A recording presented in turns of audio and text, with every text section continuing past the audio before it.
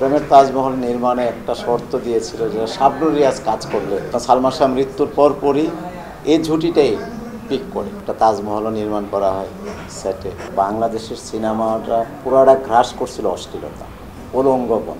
মানুষ তো বাঁচে না, তার কাজগুলো বেঁচে থাকে। প্রথম 3 মাসের যে বিষয়টা জানতাম 3 কোটি টাকা। প্রেমের তাজমহল নির্মাণে একটা শর্ত দিয়েছিল যে শাবনুর রিয়াজ কাজ করলে এই ছবিটা হবে। আমি ডিরেক্টর, তখন শাবনুর রিয়াজ খুব টুঙ্গি, বিয়ের ফুল, নারীর মন, একটা মেশাকার ব্যাপার, গানে গল্পে। সালমান শাহ মৃত্যুর পরপরই এই ঝুঁটিটাই পিক করে, শাবনুর রিয়াজের ঝুঁটিটা। তো সেইভাবেই একটা সময় তাদের রাজি করাতে সক্ষম হয় এবং তারা রাজি হয় এবং প্রেমের তাজমহল নির্মাণের অনেক ভালো মন্দ অভিজ্ঞতা আছে এবং একটা তাজমহলও নির্মাণ করা হয় সেটে। আমার প্রেমের তাজমহল, যেহেতু ইন্ডিয়া পারমিশন দিচ্ছিলেন না সেখানে শ্যুট করার ক্ষেত্রে, এবং একটি গানও তৈরি করা হয়, টাইটেল সং এ বুকে বইছে যমুনা। সব মিলে অভিজ্ঞতা ভালো এবং অনেক তিক্ততাও আছে। নতুন পরিচালক ছিলাম তখন, প্রথম ছবি।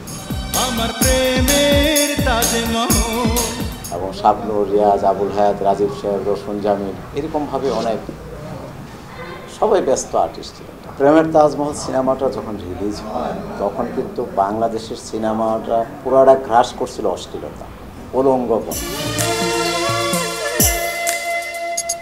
এগুলো আমরাই তৈরি করেছি, আমরা পরিচালকরা, প্রযোজকরা, শিল্পীরা, এখানকার মানুষজন মিলেই করা হয়েছে। কিছুটা যুক্ত ছিল হালকা। 2001 সালে যখন প্রেমের তাজমহল রিলিজ, ওই মাসে আরও একটি সিনেমা খুব হিট হয়েছিল, প্রেমের জ্বালা, রোমান্টিক সিনেমা, আসসালামু আলাইকুম বেহেনশা। ওটার শেষে, ওই মাসের শেষে।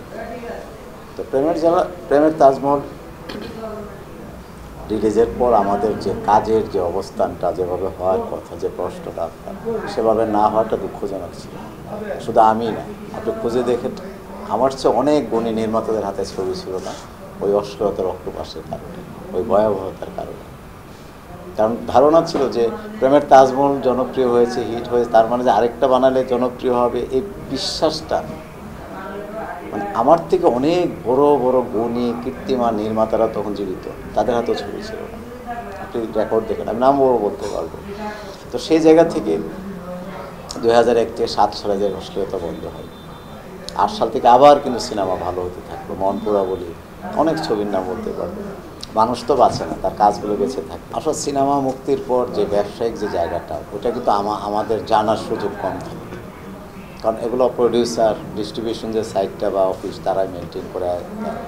তো আমাদের ওই প্রথম 3 মাসের যে বিষয়টা জানতাম 3 কোটি টাকা, 3 মাস বা 4 মাস 3 কোটি টাকা।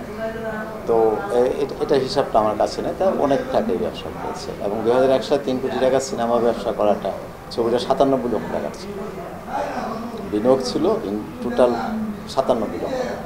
তো 3 মাসে যদি 3 কোটি টাকা হয়ে থাকে বা 4 মাসে 3 কোটি টাকা হয়ে যেত, তো অনেক ব্যবসা।